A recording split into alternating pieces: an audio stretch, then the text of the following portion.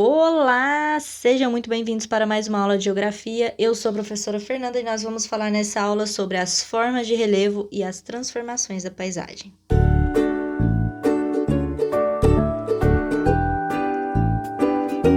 Relevo é um conjunto de formas que se sobressaem da superfície terrestre. Tudo que a gente olha para o horizonte, a gente vê é relevo. Ele pode ser ondulado, ele pode ser plano, ele pode ser mais baixo, ele pode ser irregular. Tudo aquilo é relevo. E como que ele é formado?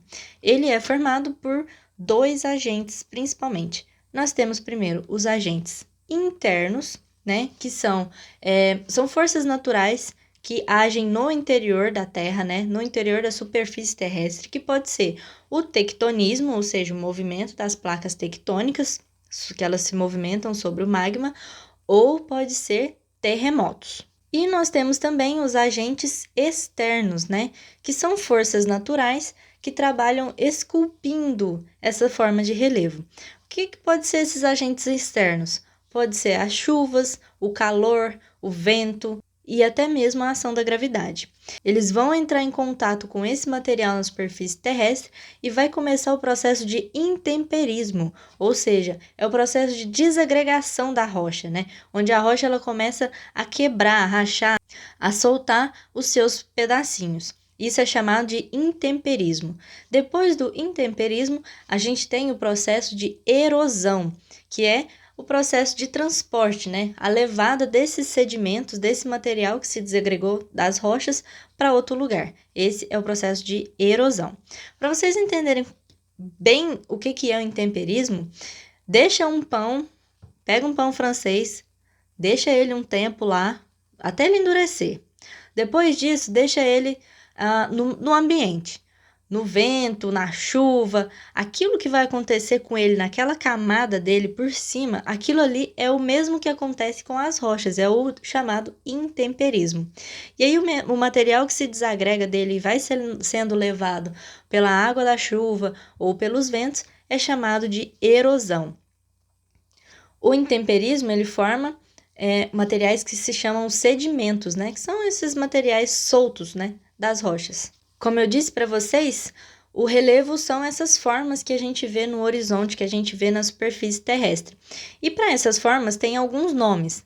Por exemplo, nós temos os planaltos, né, que são áreas mais elevadas que as áreas ao seu redor.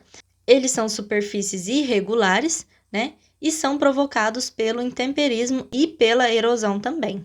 Ou seja, eles são formados pelos agentes externos da Terra. Nós temos também as planícies. Ao contrário dos planaltos, as planícies são as áreas mais baixas em uma determinada região, né? São as áreas mais baixas do que as áreas ao redor. Elas são formadas principalmente pela deposição de sedimentos, ou seja, né? A chuva, o vento, pega esses sedimentos que foram soltos lá dos planaltos e carrega pela erosão esses sedimentos até as áreas mais baixas, né? Algumas dessas planícies elas podem ser até planícies de inundação, ou seja, no período de chuva, né, no período de cheias, essas planícies elas são inundadas. Então, as planícies também são formadas por agentes externos da Terra, principalmente pela erosão, né, que é o transporte dos sedimentos até a deposição dele nas áreas mais baixas. Nós temos também as depressões. As depressões são áreas muito mais baixas do que as planícies. E elas podem acontecer de duas formas. Elas podem ser relativas, que são acima do nível do mar, ou elas podem ser absolutas, abaixo do nível do mar, como por exemplo o Mar Morto. Ele está abaixo do nível do mar. E elas também são formadas por processos erosivos que desgastam as rochas, ou seja, também por agentes externos. Lembra do rolê do pão.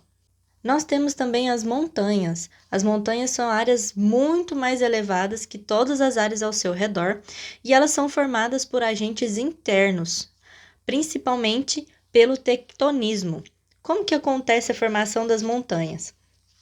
Nós temos, por exemplo, duas placas tectônicas, né? Essa minha mão é uma placa tectônica e essa minha mão é outra placa tectônica. Essas duas placas elas vão fazer um movimento convergente, ou seja, elas vão de encontro uma à outra. Esse movimento convergente, o que ele vai fazer com a superfície terrestre? Ele vai deformar essa superfície. E a partir daí, a gente tem então a formação das montanhas. É bom lembrar que um conjunto de montanhas, né, formam as cordilheiras, como por exemplo a Cordilheira dos Andes. Nós temos também as serras, que também são terrenos mais elevados e mais acidentados. Geralmente é aquela paisagem que a gente olha no horizonte e tem aquela ondulação. São as serras, elas são mais baixas que as montanhas, mas o processo de formação das serras é parecido com o das montanhas. Ele pode ser naquele processo convergente, né, onde as placas tectônicas se convergem e formam as serras, ou eles podem ser pelo surgimento do magma, né, onde o magma ele vai influenciar no surgimento, né, a levantar essa superfície. E elas podem ser esculpidas, né, trabalhadas ali também pela ação externa, né, o vento, as chuvas também podem modelar aquele relevo ali. Por fim, nós temos os vales. Os vales são áreas mais baixas no meio de duas áreas mais altas, ou seja, assim, esse miolo aqui seria então os vales. Eles são formados pela escavação do rio. As águas do rio vêm e escavam as rochas, formando aquele caminho, né? Aquele buraco, vamos dizer assim, no meio de duas áreas mais altas. Ou seja, os vales também são formados por ação externa.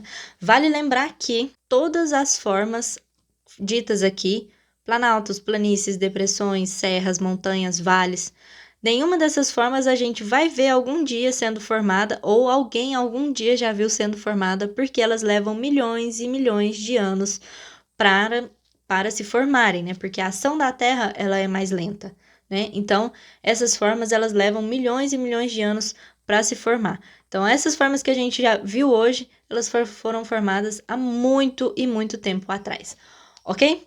Muito obrigada mais uma vez pela atenção de vocês e pela participação. Dúvidas, pode mandar para mim, façam perguntas que eu vou tentar responder a todos e aguardo vocês na próxima aula. Tchau!